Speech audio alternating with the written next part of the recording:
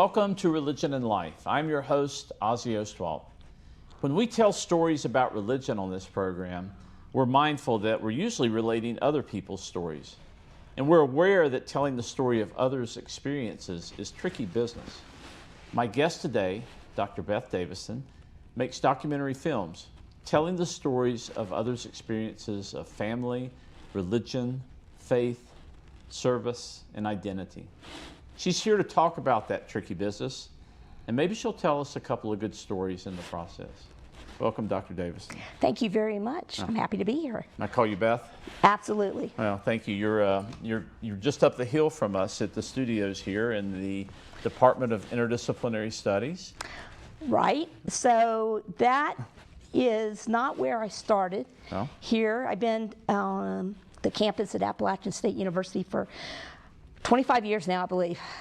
And I started in the sociology department, was there for about 18 years. And so I was hired as a sociologist, and that's my graduate training.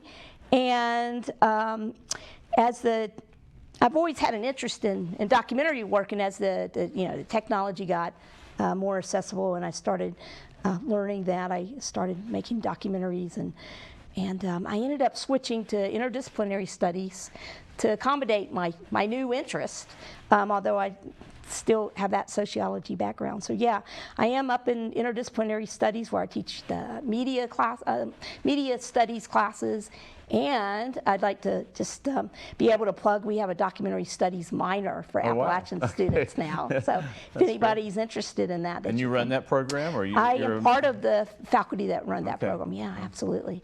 Well, I've watched some of your films, and you're really, the scholarship is first rate. You're a great storyteller, and your skill behind the camera, it all comes together. You make nice stuff. Thank you. We might watch a trailer or two here in a little bit. But before we start, I wanted to, you've got a broad background with your sociology degree and your documentary film work. But if you go further back, you had a religion degree back in your undergraduate days. And I'm just curious about whether or not studying religion impacts the way you tell other people's stories, or if you ever think about the connection with your religious studies work and what you do now as a filmmaker. Well, yeah, I hadn't really thought much, that was so many decades ago, but yeah, definitely, just because as an undergraduate I went to a very small liberal arts college, St. Andrew's Presbyterian College. It's now a university, but it was a college, 600 or 800 students. And honestly, I ended up taking a lot of religion classes just because I was really taken by one of the professors there. That was so thought-provoking. So to the extent that I took religious classes, they were questions or avenues. They were avenues for questioning, for exploring, and I've always been interested in what makes people tick, so to speak, and motivates them. And of course, religious values are very influential and important in people's lives, and understanding that. But for me at the time and where I was, it was an avenue to explore and to ask questions of our society, our culture, our values, and even globally. Well, that comes through in your films. Your films aren't necessarily about religion specifically, but I see that kind of exploration and question asking and raising questions about values and ethics and what are we doing in this world. That's behind a lot of what you do. Yeah. Absolutely. So, and that's the part about religion, that I do value, is that, is seeking answers, but more importantly, asking the questions. And so that's an important part, and the lens that I use definitely in my work, and I did as a sociology. In some ways, so in addition to the religion, I also took, as an undergraduate, political science courses, psychology courses, and philosophy courses. Yeah. And so in some ways, I did interdisciplinary studies back then. So, drawing on the different disciplines, but again, exploring, again, people, what motivates individual people, I think is important. But then the larger cultural context, and I think my sociology background has certainly helped with that as well. Well, we've talked about a couple of films that we might discuss on this program, and the first one I wanted to talk with you about is Eva and Mo. Okay. We have a trailer here that, a real quick short trailer that we'll watch, and then we can talk about Eva and Mo. Sure. Okay. So I'm going to back up just a second before I get to Eva and Mo. That was like one of my second or third documentary projects. It's a historical documentary, and I started with historical documentaries, and that's a really good way to kind of jump into documentary work, because you can use archival images and footages, and you don't have to go out there and shoot all original stuff. So my very first documentaries were historical, including Eva and Mo, and the very first one I did was about the Moses H. Cone family. Mm-hmm. But Eva and Mo, it's actually historical footage from a friend of mine who I met actually at a documentary workshop, and we got to know each other. It's his family story, and he had discovered this amazing treasure trove of footage that was in his family of film footage that was taken back in the 1930s. So that was almost unheard of. And it tells the tale of his aunt and his uncle who went over first to the Olympics in 1936, and then to Poland to visit the relatives. And he surmises that to convince them, for the ones that had not already migrated to the United States, to given the winds and the political situation at the time, to come over and to. So the aunt and uncle are Eva and Mo. Yes, sorry and about they're that. Jewish Americans. Yes, they are. Right. And so they go to their hometown where their relatives are, to visit, and to convince them to come back with them. Mm-hmm. Again, given the times and all. But what's amazing is it's a short film. The footage is amazing for that time period, and the camera person at the time was the Uncle Mo, and he was such a great photographer. I mean, he was very still in his shots. He got up close, got the close-ups, and you can just, that's in itself, given the time period that it was taken in, right. And that wasn't his background as a filmmaker.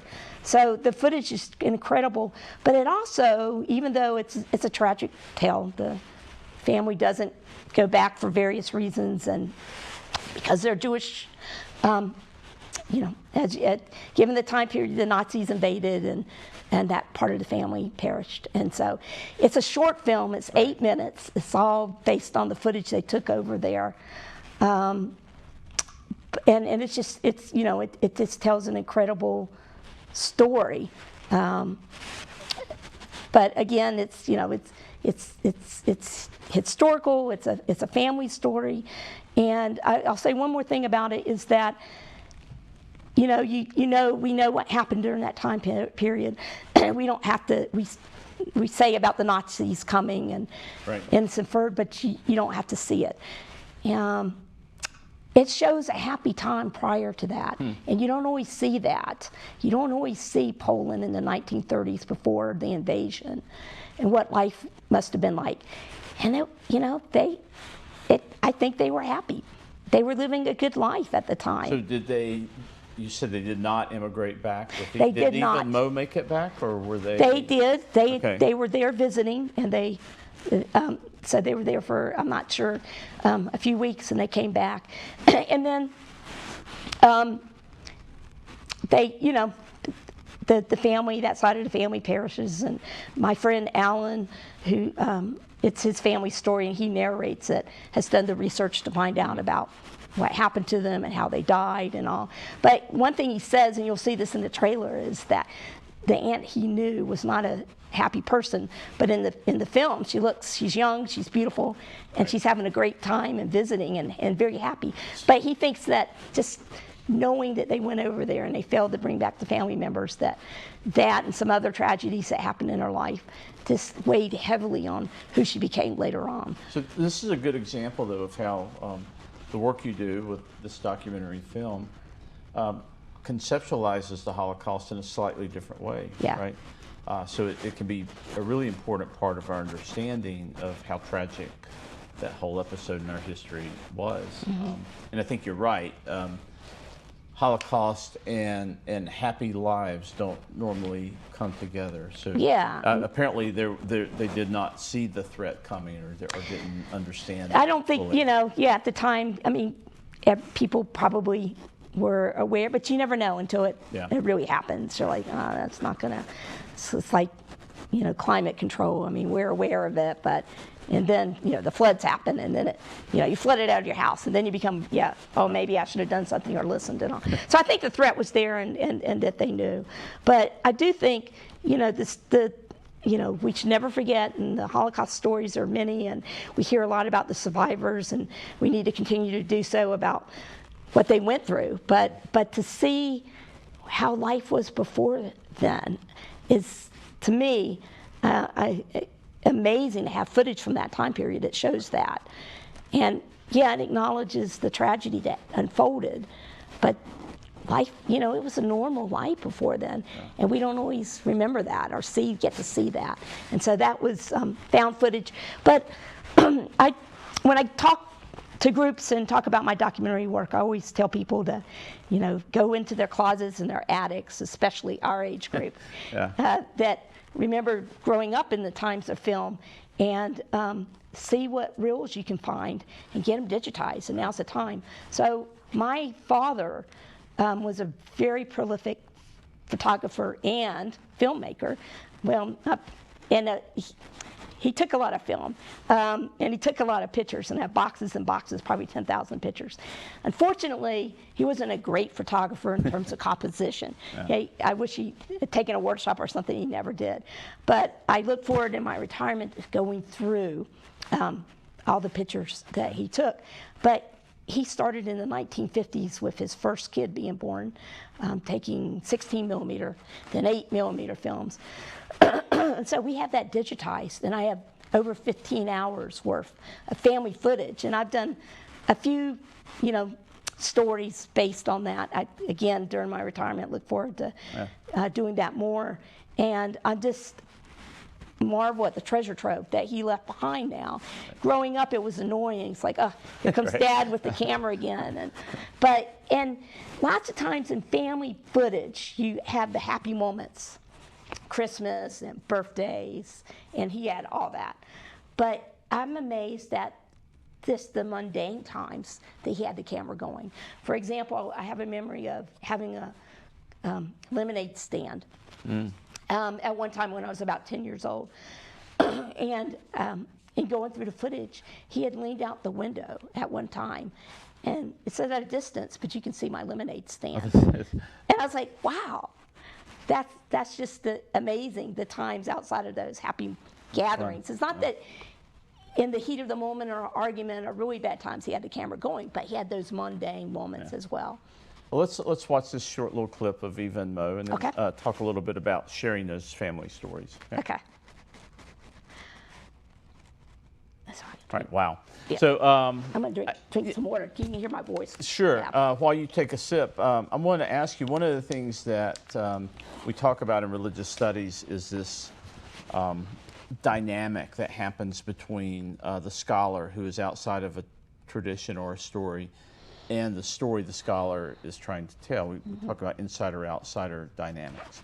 So one of the things that religious studies scholars try to do is tell the story of other people's religious experiences. And we have to be aware that we're using, you used the word lens earlier, that we're telling that story through a particular lens that includes our own experiences and our own perceptions. So can you talk just a little bit about the process that you go through in your mind when you're telling another family story? Is it similar to this insider-outsider dynamic, and do you have to be aware of that? Okay, sure. So I tend to think about this a lot. I think we're in the moment as a discipline in the documentary world where we're asking that not only of ourselves but others, are you the right person to tell this? What right do you have to tell this story? And so that does play heavily. And I think it's a moment. And I've seen some good things come out of it and some questionable things. And so I have a lot to say and talk about that. But I do ask, what are my intentions, what are my ties, and how can I involve the community in the story if it's not, my community and my family. I'm going to, as much as possible, try to involve them into the process, and usually that's, showing them rough cuts and getting their feedback. In my project Doula Town, which we'll talk about, one of the primary person narrating that is Dr. Leslie McKesson, and I talked to her a lot throughout. The story's based on the research that she and her father did, and so I wanted to include her in that. So we talked a lot about it throughout the process of making the film, and I showed her the rough cut, got her input. The story's about the extended family and not just her. So one could say, well, she doesn't represent everybody who's involved in that story, but she was definitely an important part, an important voice in that. So it is a question. Now, when I go over this with students, there's a lot of examples that we can learn from about why we need to ask these questions, and are we being considerate, are we the right person? And I can go into some of that. But I will say that this summer, I abandoned the story because it was a local artist down in Lenore that a student and I were assigned with.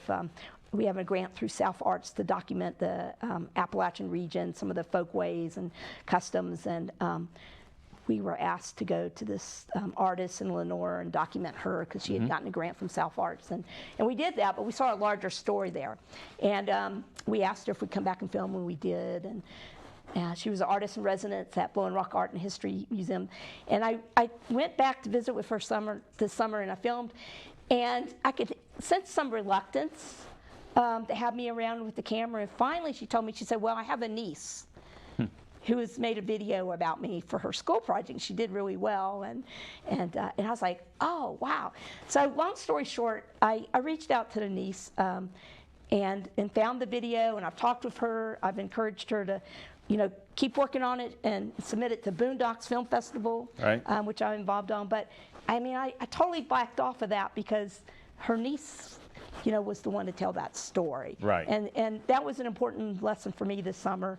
And to go with my intuition that something's not right. Some hesitancy because, when you're with a camera or, you gotta ask that is a person, do they have agency? Are they just being polite and agreeing to go along, or do you feel like they're really understanding the project and that they want to be part of it, right, and they understand it? That's important. Well, you mentioned Doula Town. This is a PBS documentary that's fascinating. It's the story, again, of a community near Lenore, which is just down the mountain from us, settled in 1855.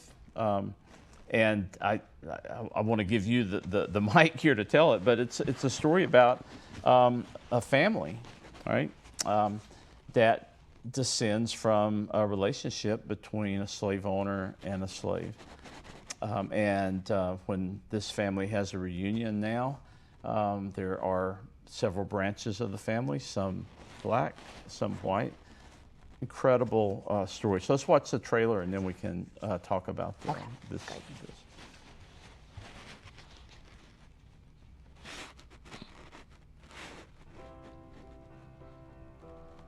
You just didn't talk about the fact that you were of mixed ancestry. You see, family reunions, people come back to get reconnected. But our society seems to be disconnected. The world doesn't want to show or see this. It's as positive as a story about slavery could be. It's all about love. I go to my mother. Mother, do you know we have black relatives? No, we don't have any black relatives. Yes, Mother, I do. You are the branches. You're here for a reason. You all are what's keeping this community going. Even if your name's not doula and you have some doula blood in you, you're still a doula. And you know a real doula when you meet one. Well, I know I wouldn't be here if it wasn't for Harriet and Alfred Doula. That's how I got here. and I'm okay with it.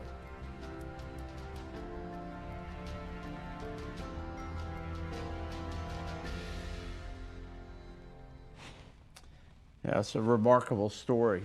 Now, in this trailer, I want to ask you about this because I wondered whether you were leaning on your religious studies background or not.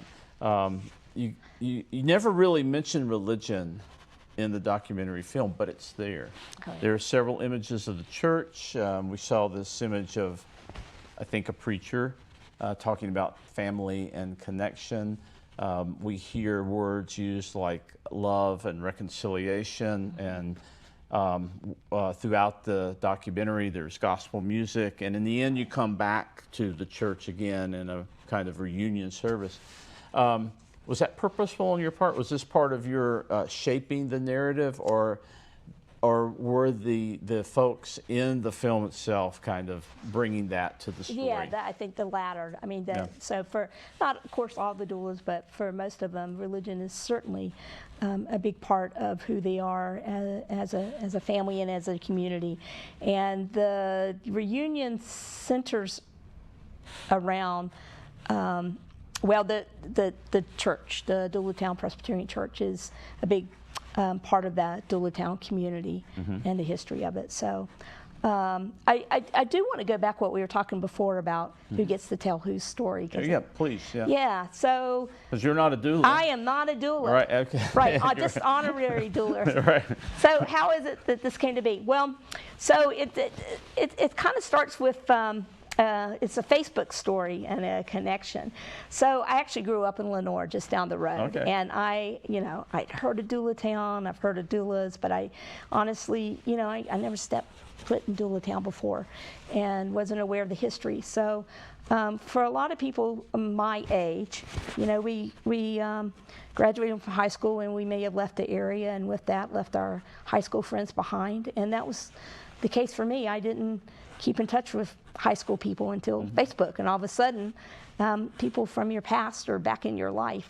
Yeah, right. Yeah, it's really something. And one of those person is a dear friend. In fact, I'm having lunch with her later on this week.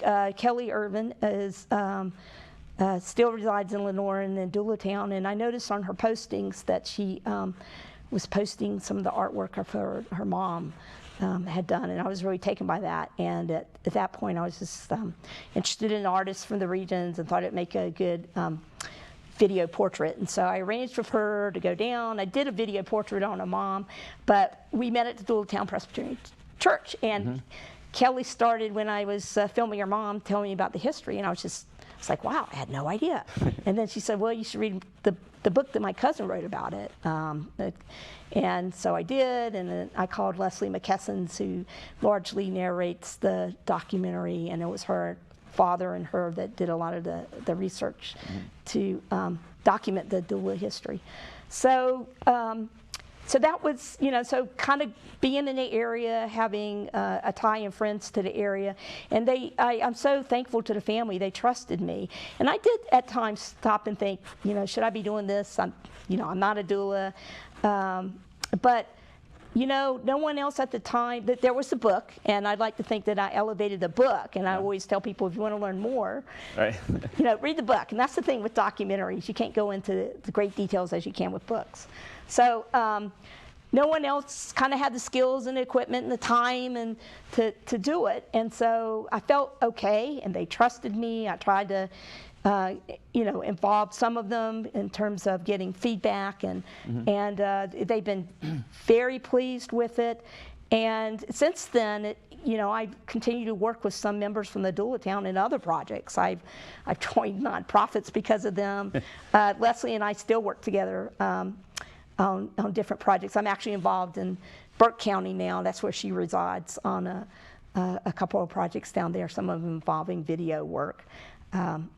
So I think that's okay. And there's other stories about Doula Town that need to be told, and I have talked to other people that want, to tell them, and I'm trying to encourage them, help them, support them, get them the resources they need. There's never one story from any family, from any community.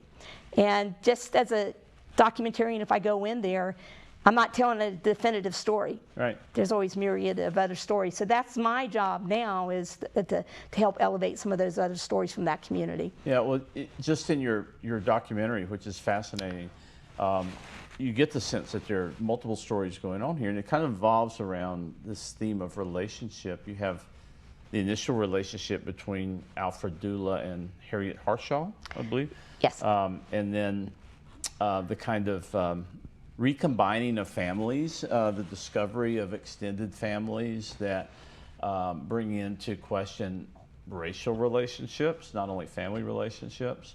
And I guess it was Dr. McKesson's at one point talked about spiritual and psychological community that came out of this extended family relationship. So there are a lot of stories and layers of stories going on. There is absolutely, and I just I do think knowing the story and the hurtful, some of the hurtful past, I think the importance of spirituality and religion to community, I think, has helped them frame their past and graciously in history and with open arms to say to be able to recognize and reconcile some of the differences. And I think I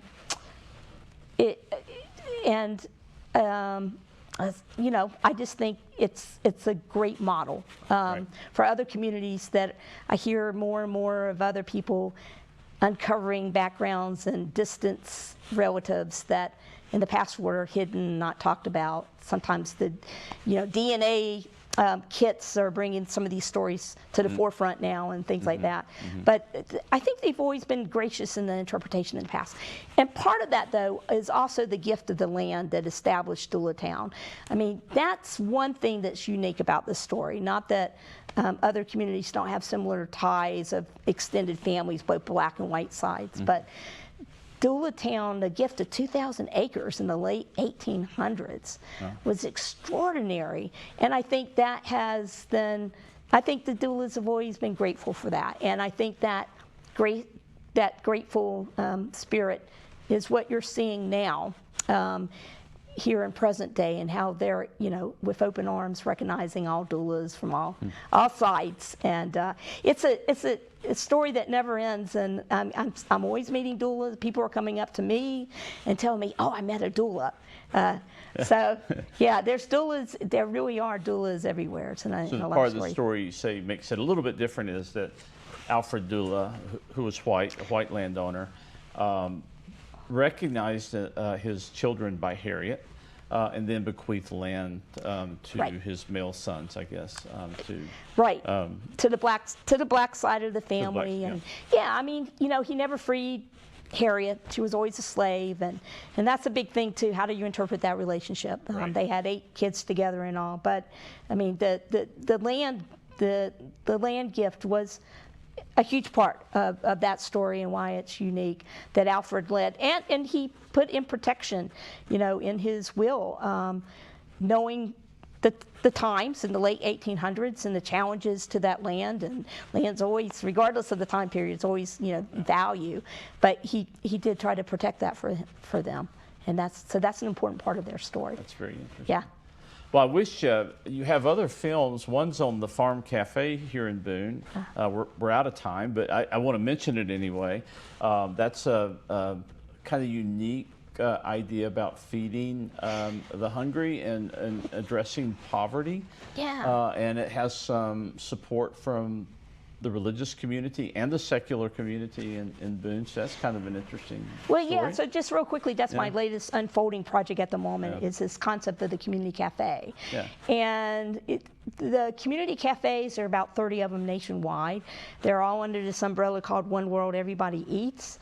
And what they serve is not only food, but great food. They serve dignity. They serve community. And the Farm Cafe here in Boone is one of the models, because they've been around for 10 years, and some of the cafes come and go. I mean, restaurants have a thin profit line to begin with. So when you do a nonprofit one, Right. yeah, there's all kind of challenges. But I myself have been part of that community. I've served on the board. I've presided over the board. So I feel like going back to things we talked about, who gets to tell whose story, Right. that being a part of it from the very beginning, that it's my story to tell as well. But Renee Bowman, who has been the executive director and chef of the Farm Cafe, she's really interested. She likes to say that, there's easier ways to be altruistic than this type of work and running this cafe. So she's really interested in what motivates the people to start and establish and run these cafes. And for a lot of them, not all of them, there is a spiritual side. I just filmed in Johnson City at 1 Acre, which is a community cafe there. And the director there, she was very much felt that she was called, by God to open and run the cafe.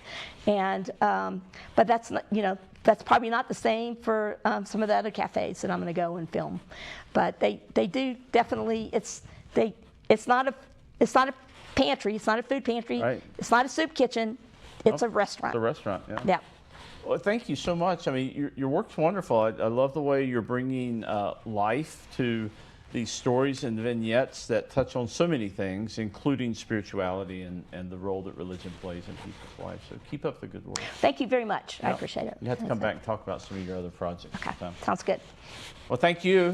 That's it for this week. I hope you'll join us again next week here at App TV on Religion and Life, where we'll continue to explore the relationship between religion, spirituality, society, and culture. Until then, this is Ozzie Ostwalt.